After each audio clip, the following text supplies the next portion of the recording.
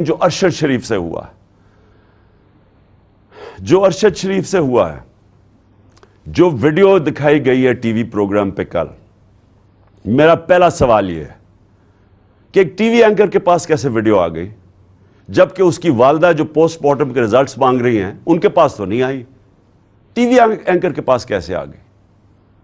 और मेरा नंबर 2 सवाल यह है कि कौन इसकी तहकीकात करेगा?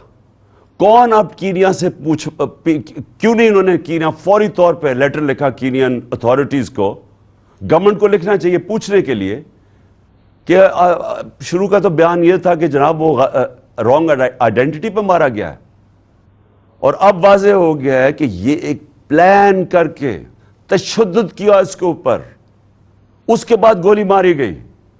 तो जब तशद्दुद किया, वो कौन था जिसको सबसे ज्यादा तकलीफ थी अरशद शरीफ की राइटिंग से, उसकी तहकीकात, उसकी जो इन्वेस्टिगेटिव जर्नलिस्ट, कौन था जिसको खतरा था उससे?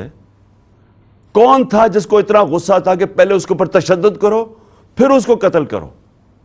ये चीफ जस्टिस साहब, ये सिर्फ सुप्रीम कोर्ट कर सकता है। हमें कोई इत्मीनान नहीं है अब। इन्वेस्टिगेटिव एजेंसीज इन कातलों के, इन चोरों के, मुजरिमों के हाथ में है, और ये जो आर्मी ऑफिसर है इसके ऊपर किसको अब इत्मीनान है? मुझे पता है इन्होंने कवर अप कैसे किया, मुझे पता है कि आते साथ ही पंजाब पुलिस को किसने कंट्रोल कर लिया। गवर्नमेंट हमारी है, हम हैं पंजाब के अंदर, हमारी हुकूमत है, वो पुलिस कहीं और से कंट्रोल हो रही है, और अब पुलिस से मैं FIR नहीं रुकवा सकता। और फिर कौन से, किसने जाके उसकी टेप रिलीज की? ये कौन सी दुनिया में होता है? हम सर बनाना रिपब्लिक बनने जा रहे हैं। बनाना रिपब्लिक के अंदर उधर कोई इंसाफ नहीं होता, इसलिए वो बनाना रिपब्लिक है। वहां जंगल का कानून होता है, और ये जंगल का कानून बनने जा रहा है। और इस वक्त ये मुल्क को बचाना है आपने। देखिए, मुल्क इस वक्त इदारों के अंदर, कौम जो है वो इदारों के अंदर एतमाद खो बैठी है। इसको बहाल करने की जरूरत है। मुल्क इदारों के बगैर नहीं चलता, इदारे मुल्क को चलाते हैं। मगरब में और हमारे में और डेवलप्ड मुल्क और गरीब मुल्कों में फर्क ही ये है कि उनके इदारे मजबूत हैं, कोई कानून से ऊपर नहीं है। यहां मजाक बना हुआ है कि जी एक आपने ऑफिसर के ऊपर हाथ रख, जी DGI सारी फौज को बदनाम कर दिया। ये अगर सोच आ जाए जिस माशरे में, मुझे बताएं उससे ज्यादा तो दुश्मन इदारों का और मुल्क का हो ही नहीं सकता कि जी हमारे इदारे का नाम ही ना ले। मैं कह रहा हूं कि ये पीछे था फैसल, मुझे पता है इसने सारा करवाया है, मुझे पता है इसने मास्टरमाइंड किया सब कुछ, क्योंकि मैं 3.5 साल प्राइम मिनिस्टर था, मेरे नीचे थी एजेंसीज, मुझे पता है कैसे चलती है एजेंसीज, मुझे अंदर से इंफॉर्मेशन आ रही थी। और मैं अगर मुल्क का ex prime minister FIR register नहीं कर सकता, और अगर यह कहना कि जी इमरान अपना सियासत चमकाने के लिए कर रहा है, मुझे सियासत चमकाने के लिए यह करने की जरूरत नहीं है। इस वक्त सारे पाकिस्तान के अंदर कहीं चले जाएं, एक अगर पार्टी कभी भी इतनी मकबूल हुई है पाकिस्तान की तारीख में, वो आज ये पार्टी है। और वो ये नहीं कि मैंने कोई बड़े कारनामे दिए हैं, वो इन चोरों को देख के कौम हमारी तरफ आ गई है। और इसीलिए हमें जरूरत नहीं पड़ी कि किसी के ऊपर इल्जाम लगाएं ताकि मेरी सियासत ऊपर चली जाए। ये मुल्क का मसला है, और चीफ जस्टिस साहब, ये मुल्क की फ्यूचर का मसला है, और ये फ्यूचर आपके हाथ में है। इस मुल्क की अदलिया के ऊपर सारी कौम देख रही है।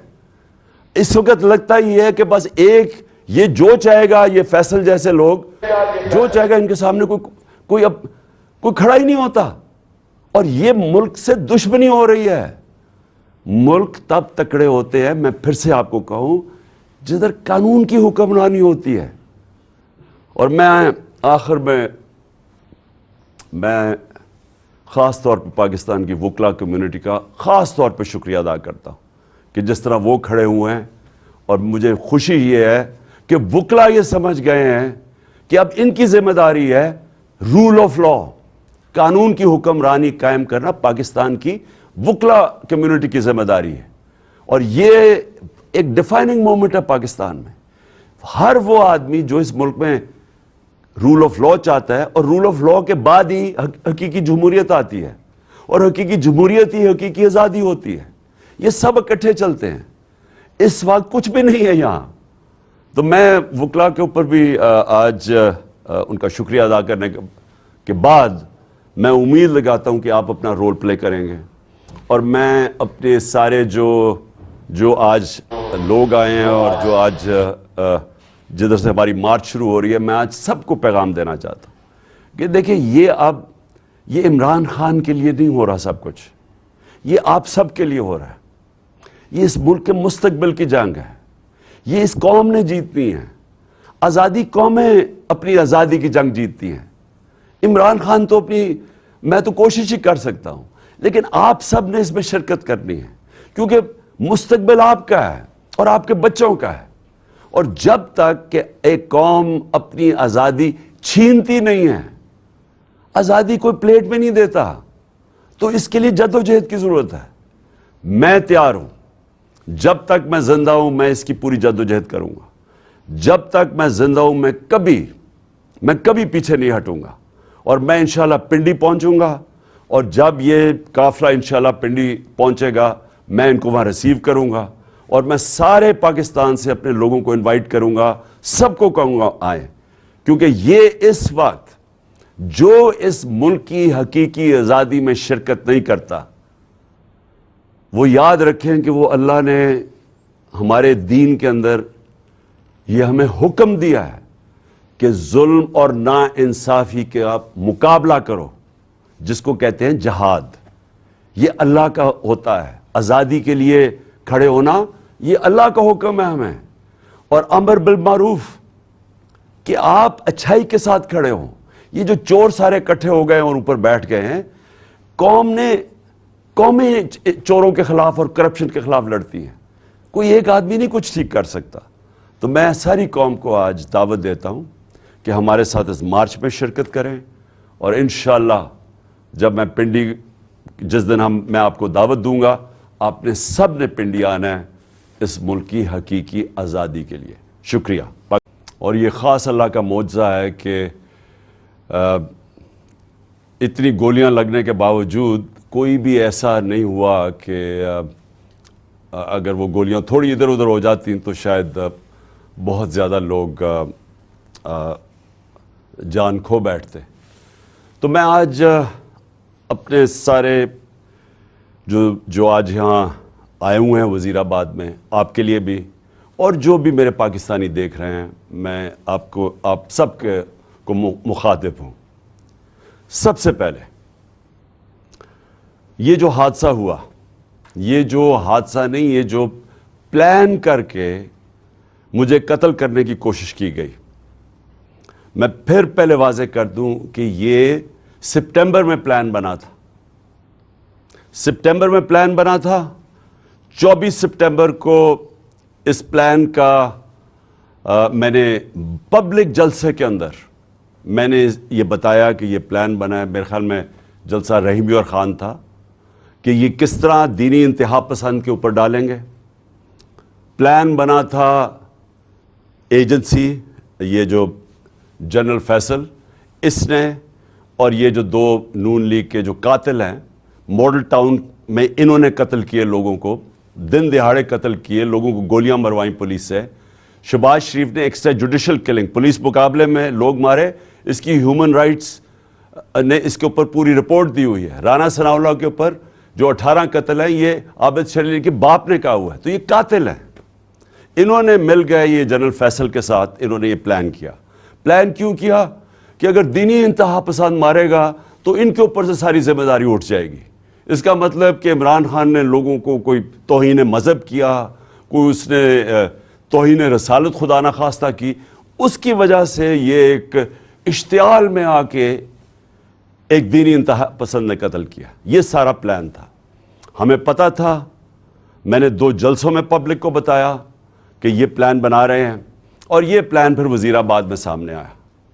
اور یہ جس لڑکے نے گولیاں چلائی، ایک دم کور اپ شروع ہو گیا کہ جی بس وہ ایک دینی انتہا پسند تھا اور وہ اذان نہیں تھی، اور یہ اور سارا جو مذاق کیا گیا وہ بھی کور اپ تھا. پیچھے یہ بیٹھے ہوئے تھے جو پورے کنٹرول کر رہے تھے کہ نیریٹو کیا ہوگا. اور پھر جب یہ ہمیں پتہ تھا کیونکہ مجھے تو پتا تھا پہلے ایک دفعہ ادھر سے گولیاں آئیں پھر دوسری طرف سے آئیں. یہ بھی کہا گیا کہ نہیں جی یہ تو صرف ایک, اور وہ کہتا ہے اگر کسی کو شک ہونا چاہیے تو وہ جب خود کہتا ہے کہ جی میں اکیلے نے کیا ہے, تو ادھر سے بھی پتہ چل جانا چاہیے کہ پیچھے سے اس کو طوطے کو پڑھایا جا رہا تھا. اور اب جب فورینزک ہوا ہے اس کنٹینر کا تو واضح ہو گیا کہ 2 مختلف قسم کی گولیاں استعمال ہوئی, یعنی 2 شوٹر تھے. تو جو سارا ان کا پلان بنا ہوا تھا کہ سلمان تاثیر کا قتل ہوا, دینین انتہا پسند نے کیا, وہ سارا وہ ختم ہو گیا.